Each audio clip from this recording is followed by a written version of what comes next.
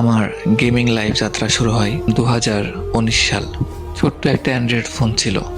ফোনটির র্যাম ছিল 1.5 GB, 1 GB plus 1+5 GB, যেটাই মনে করেন। 1.5 GB র্যামের ফোনে আমি গেম প্লে করা শুরু করি।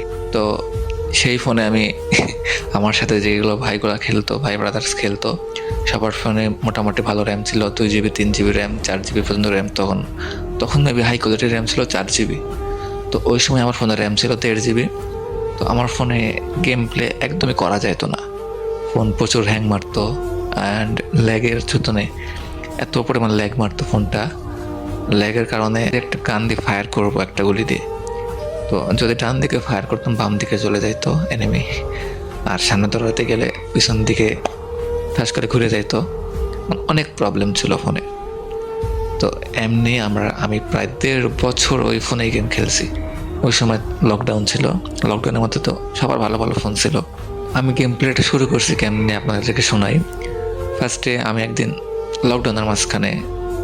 লকডাউনের আগে আমার এক বড় ভাই গেম খেলতো আমার পাশে বসে। আমি গেম প্লেটা বলে ভালো লাগতো না, তো আমি এমবি ভরতাম, পরে ইউটিউব দেখতাম। তারপরে আরও ওই যে আরেকটা গেম ছিল শ্যাডো ফাইটিং, তো আপনারা হয়তো বা গেমটা অনেকে খেলছেন।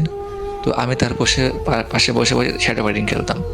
আর তার গেম খেলা দেখে একটা সাউন্ড আসতো গেম প্লে থেকে, ডেঞ্জারের সাউন্ড, ডেঞ্জার জন্য একটা ভয়ঙ্কর সাউন্ড আসতো। তো সাউন্ডটা যখন শুনতাম পাশে যখন গেম খেলতো, তখন কেন জানি আমার অন্যরকম একটা ফিলিংস কাজ করতো। না, গেমটা খেলার দরকার একবার, মানে ভিতরে একটা ফিলিংস জাগতো গেমটায় ডেঞ্জার জোনের সাউন্ডটা শুনে। আপনারা জানলে অবাক হবেন, আমি এই ডেঞ্জার জোনের সাউন্ডটার জন্যই গেম প্লে করা শুরু করছি। কারণ আমি ভাবতাম যে যখন ডেঞ্জার জোনের সাউন্ড হয় তখন মানে এনিমি বা দুশ্মন আক্রমণ করবে, এমন কিছু ভাবতাম। আমি আর জানতাম না যে এটা হচ্ছে উপরে ডেঞ্জার জোন আছে, উপরে এখানে থাকলে মাথাটা বেয়ে পড়বে। তো আমি যখন গেমটি ডাউনলোড করি ফার্স্টে, তখন গেম প্লে করতে পারতাম না, কিছুই পারতাম না। এমনি ওই যে জয়স্টিকটা আছে না, ওটা তো টানে বেড়াইতাম, আর গান যেটা পারতাম ওটাই নিয়েই ঘুরে বেড়াইতাম। তো আমি ক্লাসিক খেলে বেড়াইতাম। ক্লাসিকে তো বট পড়ে, ভালো লাগতো খেলতে। তো এমনি আমি প্রায় 15-20 দিন খেলছি, প্রায় 2-3 সপ্তাহ খেলছি। খেলার পরে একদিন আমার বড় ভাই বলে, এই তুই ক্লাসিক খেলিস কেন? এইদিকে আমি ক্লাসিক খেলতে খেলতে আমার লেভেল হয়ে গেছে 20+। প্রায় তখন মেবি আমার লেভেল ছিল 23। হ্যাঁ, ওই সময় আমার এক ভাই বলতেছে, দেখ তুই এই ক্লাসিক সারাদিন খেলে কি লাভ হবে, তোর কোনো ফায়দাই হবে না। তুই বিয়ার র্যাঙ্ক খেল, অনেক মানে লেভেল আপ হবে, আর তুই হিরোইক উঠতে পারবি। হিরোইক এটা কি বুঝতাম না। তো এটা দেখার জন্য আমি বিয়ার র্যাঙ্ক খেলা স্টার্ট করি। তো প্রথম যেই ম্যাচে নামছি ভাই, আমি ওই ম্যাচে নামার সঙ্গে সঙ্গে মেরে দিস আমারে।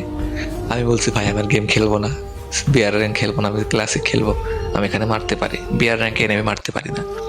তো এটা শুনে আমার ভাই বকা দিছে আমারে, তুই বিয়ার ক্লাসিক খেলে কোনো লাভ নাই, শুধু সময় নষ্ট হবে, তুই বিয়ার র্যাঙ্ক খেল, অনেক কাজে লাগবে।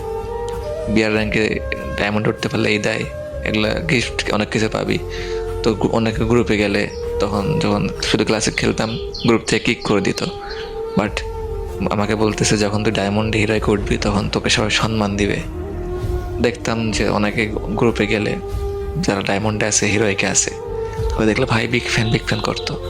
তো আমার ইচ্ছা ছিল আমাকে কেউ বিগ ফ্যান বলবে। তো তখন আমিও গেলাম বিয়ার র্যাঙ্ক খেলার জন্য। তো শুধু যাই পড়ি আর মরে যাই, যাই পড়ি আর মরে যাই। গেম প্লে আর করা হয় না, করতে পারি না, শুধু মাইনাস খাই আর মাইনাস খাই। টানা 3 দিন খেলার পরে ভাই আমি ব্রোঞ্জ থেকে সিলভারে উঠছি।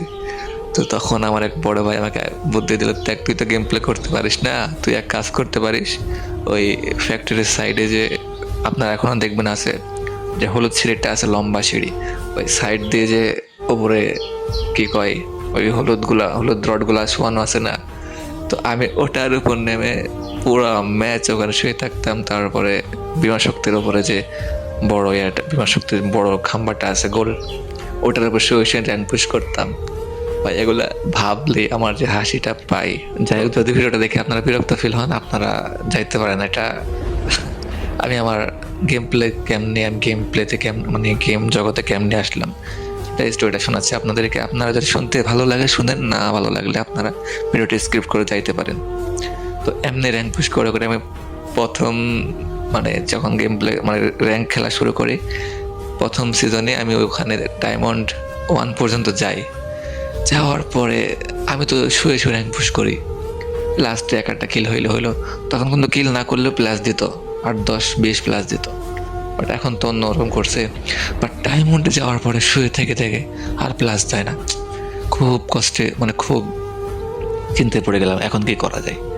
তো তখন আমার ভাই বলল, দেখ অনেক তো শুয়ে থেকে খেলছি, অনেক তো র্যাঙ্ক পুশ করছিস, এখন একটু ফাইট করে খেল। তখন মনে করেন এখন তো খেলতাম, স্লো খেলতাম, যে ইয়ারড্রপ নিয়ে যেতাম, ইয়ারড্রপ ফেলে এখন ওপর থেকে মারতাম এনিমি 2-1টা। আর তারপরে মনে করেন শুরু করলাম রাশ গেম প্লে। ফার্স্টে ট্রেনে গেলাম, দেন আমি তো 2 ফিঙ্গারে খেলতে পারতাম না। দেন আমার ভাই আমাকে 3 ফিঙ্গারে একটা সেটিং করে দিল। তারপর আমি এখন 2 ফিঙ্গারেই খেলি ভাই। বাট 3 ফিঙ্গার করার পরে আমি 1 মাস পর 3 ফিঙ্গারে খেলছি, বাট খেলা পারি না তখন। তো 2 ফিঙ্গারে আবার শিফট করলাম, যে ভাই 3 ফিঙ্গারে পারতেছে না, 2 ফিঙ্গারে খেলবো। 2 ফিঙ্গারে আমার খেলা অনেক ভালো লাগে, 3 ফিঙ্গার অনেক প্যারা লাগে, মাথায় যন্ত্রণা করে, মানে এনিমি বুঝতে পারি না কোন দিকে যায়। তো আমি আবার 2 ফিঙ্গারে খেলা শুরু করলাম, দেন ট্রেনিং করলাম। তারপরে আসলে হচ্ছে ক্লাস স্কোয়াড। আগে কিন্তু ক্লাস স্কোয়াড মোডটা ছিল, বাট সিএস র্যাঙ্ক মোডটা ছিল না। এটা মেবি আসছে এই ক্লাসিক স্কোয়াড মোডটা আগে থেকে ছিল, মেবি অনেক আগে থেকে। বাট সিএস র্যাঙ্কটা মেবি আসছে হচ্ছে আমার মনে হয় 22 সালে বা 21 সালের লাস্টের দিকে আসছিল। তো তারপর আসলে সিএস র্যাঙ্ক